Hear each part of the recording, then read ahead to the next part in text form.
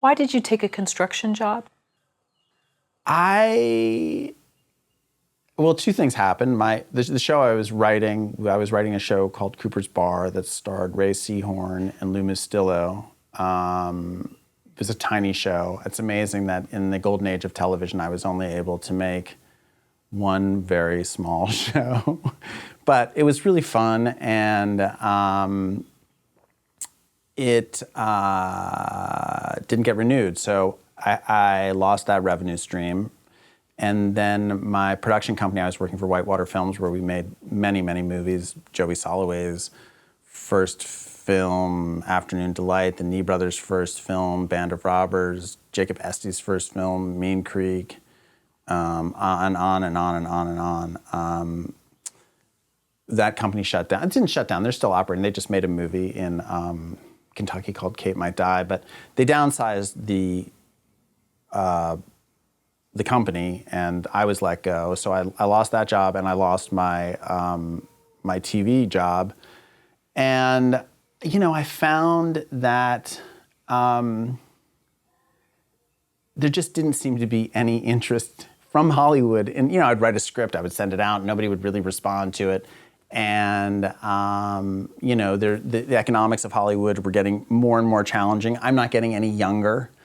And I just wasn't feeling confident that another opportunity in Hollywood was going to present itself to me.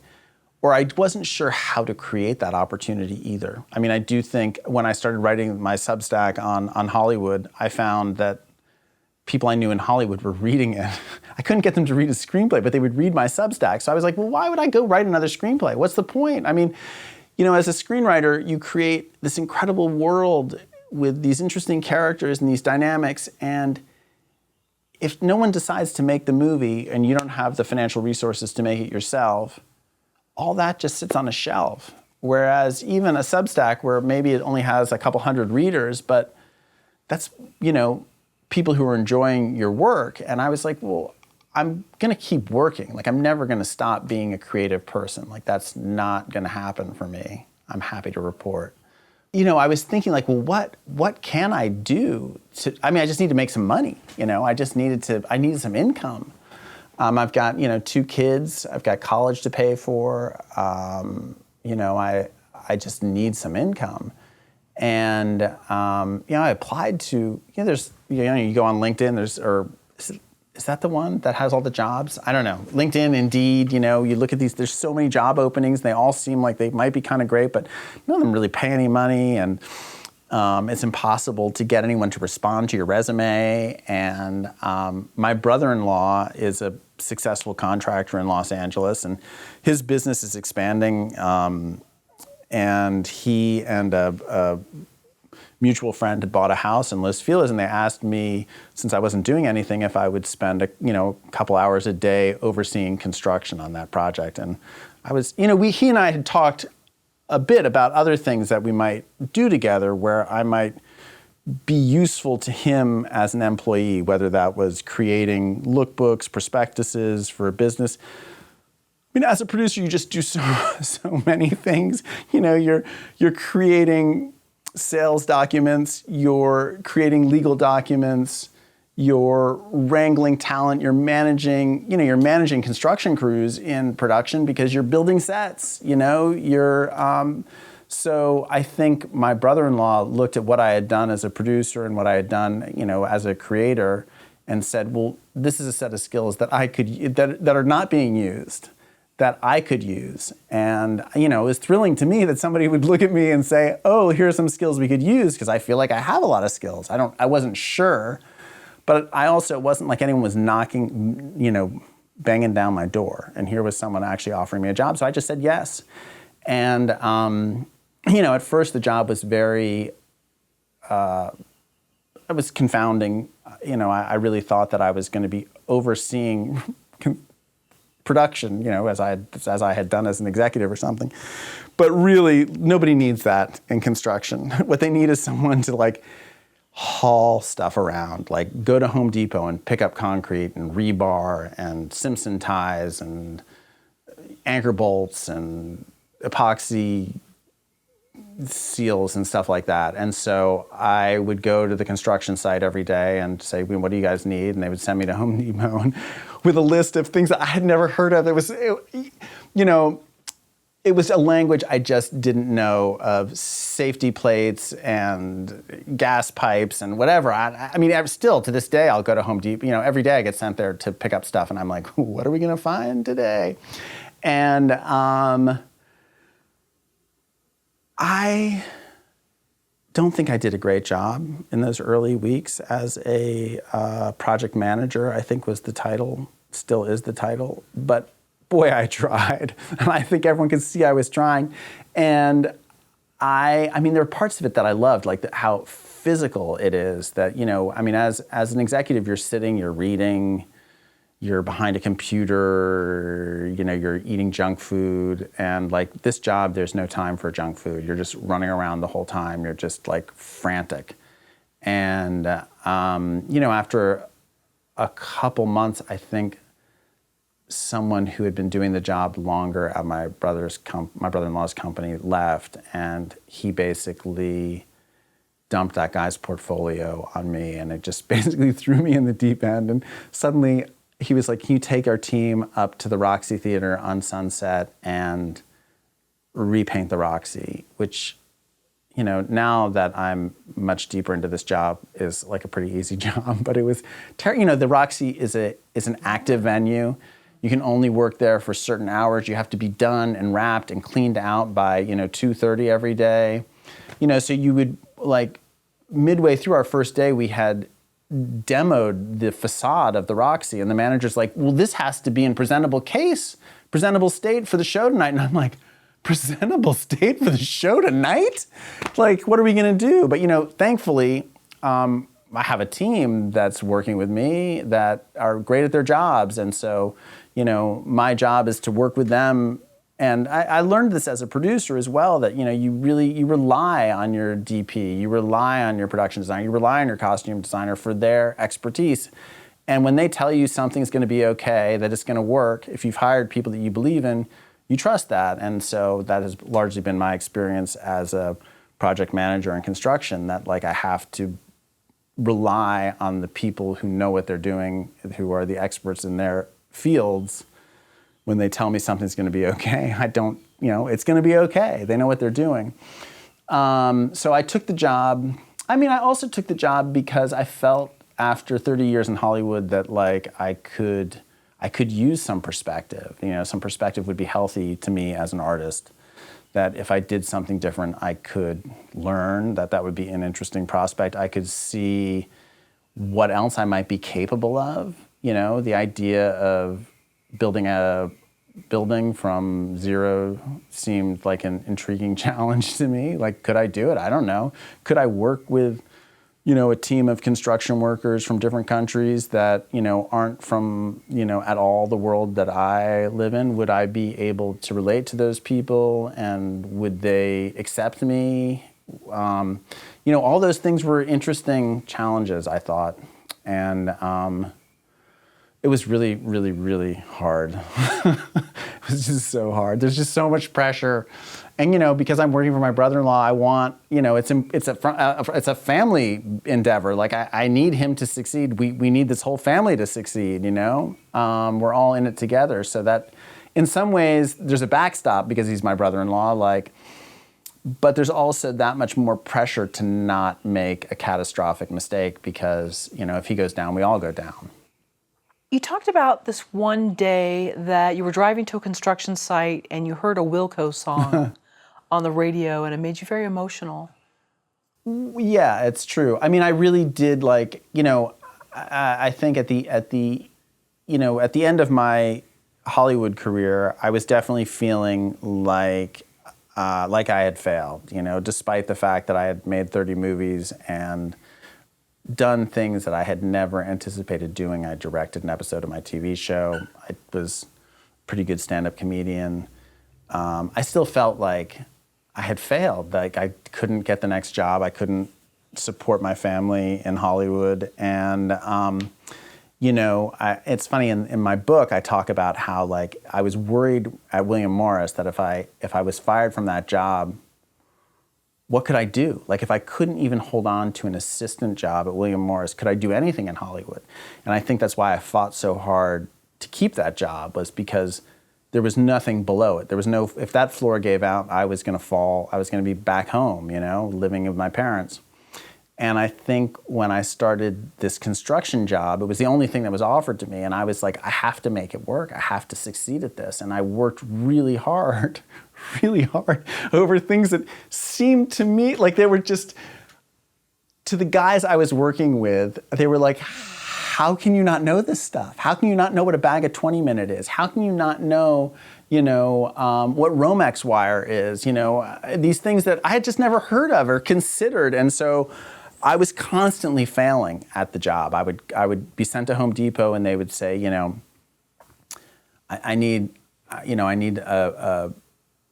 a quart of paint, and I would come back, I need a quart of black paint. And I'd come back and, I'd brought black paint that was semi-gloss instead of matte, or matte instead of eggshell, or whatever it was. And, I'd be like, isn't black just black?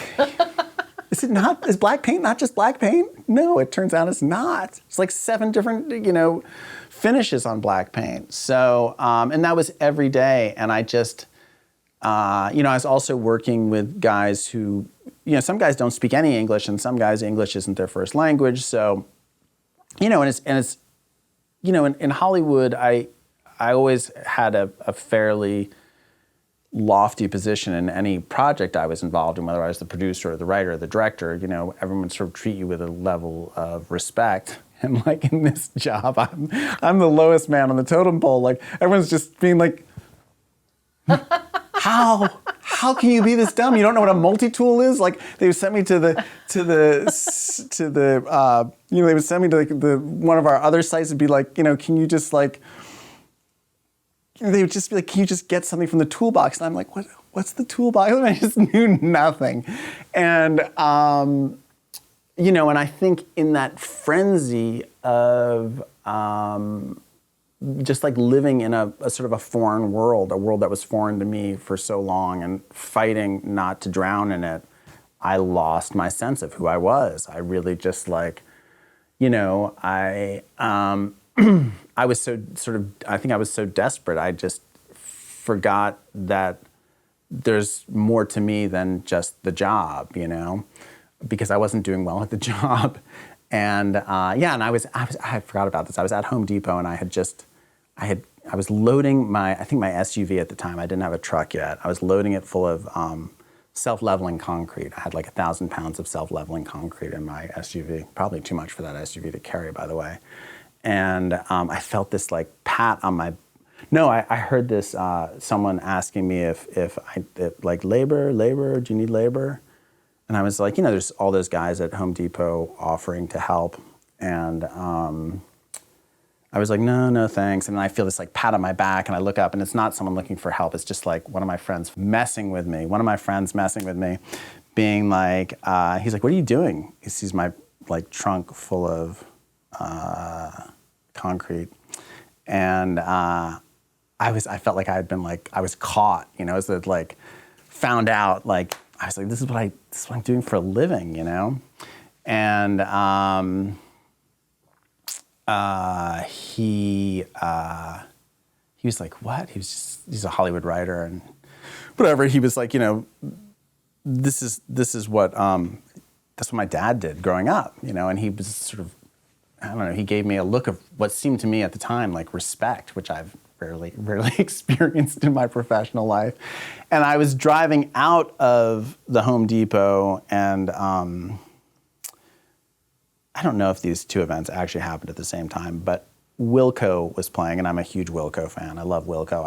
I'd sort of say, like, at my very best, I want to listen to Wilco. At my very worst, I want to listen to Wilco, because it satisfies both urges, whether it's like out of joy, I want to connect with the human race, or out of sorrow, I want to connect with the human race. It always seems to deliver. Thank you, Jeff Tweedy. And I was listening to Wilco, and I had this just revelation that it was weird. It really was like a spiritual moment where I was like, oh, I still like Wilco. like, wow, I'm still me. Like, I'm still like, I get so emotional just talking about it because it was such a, I hadn't realized how lost I was until I had that, that experience of like reconnecting with myself. And I was like, oh, wow, I just had this moment of revelation where I was like, I'm still me. All of those aspects that make up me, whether that's a writer or a dad or a stand-up comedian or a construction worker, like it doesn't, like the fact that I'm doing this for a living doesn't make me something less. It actually makes me something more. It has expanded my life experience. Like this thing that is Nick Morton is a bigger, more complex thing for having gone through this. And I know to the many people out there who have done this kind of work, the idea that I would get this emotional over something like this is kind of maybe pathetic, but it was not how I saw things panning out for myself. And, you know, the fact that I was able to sort of come back to myself, and it wasn't like I had lost myself all. There were so many moments in the process of doing construction work in those early months where I was really struggling, where I recognized myself. Like I could always still, like no matter how bad things got, I could always make my crew laugh. Like I could always make my crew laugh. I could still make them laugh. And like, in those moments I'd be like, oh, I am still someone who can connect with other people in a way that is, I think, profound. Like across language and life experience, we can still find the same thing funny. I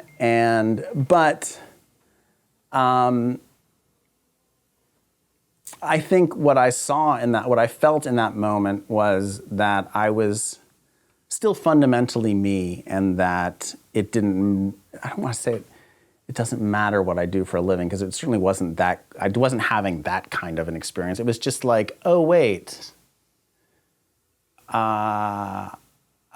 it's still Nick Morton here, you know? And, you know, there's a side of me that wakes up in the morning sometimes and is terrified of getting out of bed.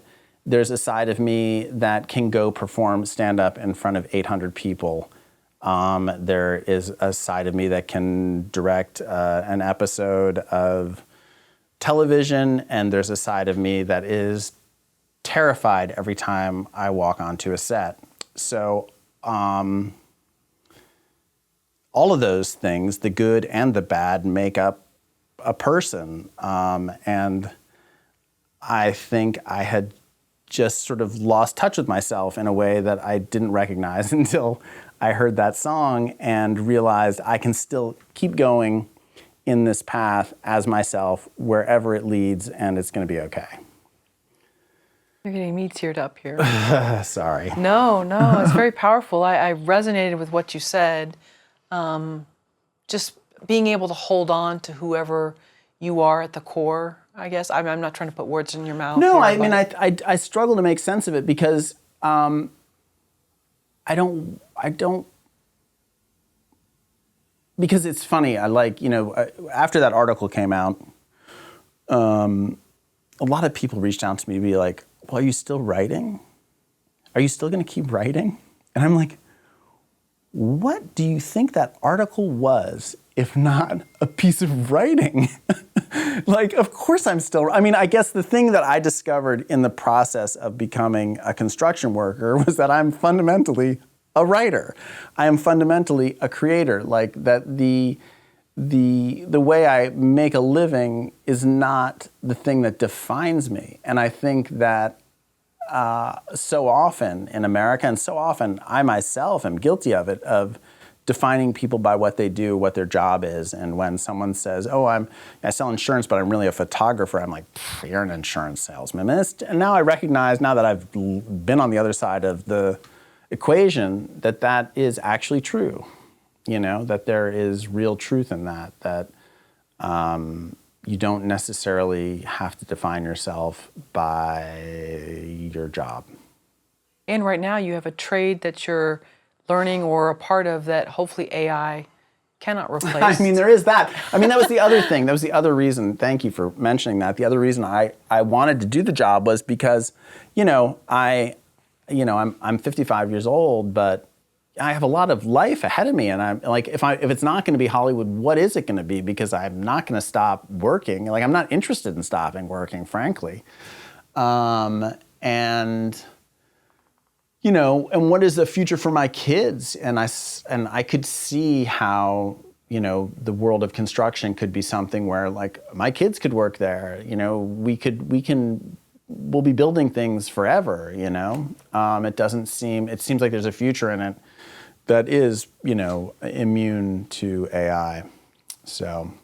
Yeah, they're saying that a lot of people some younger people are wanting to forego college. I don't know if that's a good or bad thing, but because they want to find a trade to go into that's more blue collar, that was maybe unfortunately looked down on, and now it's actually bringing in money and saving people. Yeah, I mean, from a bad life. I'm a real proponent of education as an end to itself because, even as I'm earning a living doing blue collar work, it is my education that defines largely who I am, my curiosity, my understanding of the world,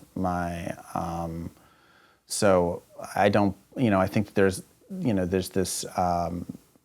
this endless need to sort of quantify education or monetize education, which is, partly a reflection of how expensive education's become. But I think it would be great if we had a nation full of blue collar poets. So. Yeah. Charles Bukowski. Yeah, exactly. And the other thing about doing things with your hands and muscles is it's satisfying. It feels good. Sometimes it feels bad when you're having to huff tiles up and down the stairs for 4 hours. But there is we are primates. Like, our bodies want to run around and do things and be active, and that's really satisfying, and it sort of mystifies. I guess our society sort of eschews that kind of work. Like, it's not everyone wants to just sort of lie around, I guess, and eat bonbons, but it actually feels good. Like, that's the thing that there's days where I'm like, I just want to haul garbage around because just hurling it into the dumpster is satisfying. I'm like, I just want to empty my truck. You just see my truck out there; it's full of garbage right now. I can't wait to dump it. So, I think that the idea that we don't value that we don't recognize it as being valuable is strange, because I feel great right now, and I don't. I was laughing with one of my clients. I was at his apartment working on his bathroom, and he was leaving to go to the gym, and I'm like, you don't need to go to the gym. You can just come. You just haul concrete up and down your steps all day, but you'll be in great shape. So, it's kind of a joke, but I believe it. I'm in great tennis shape right now. Thank you for watching the video all the way to the end. Here is a complimentary question from our book Story Questions.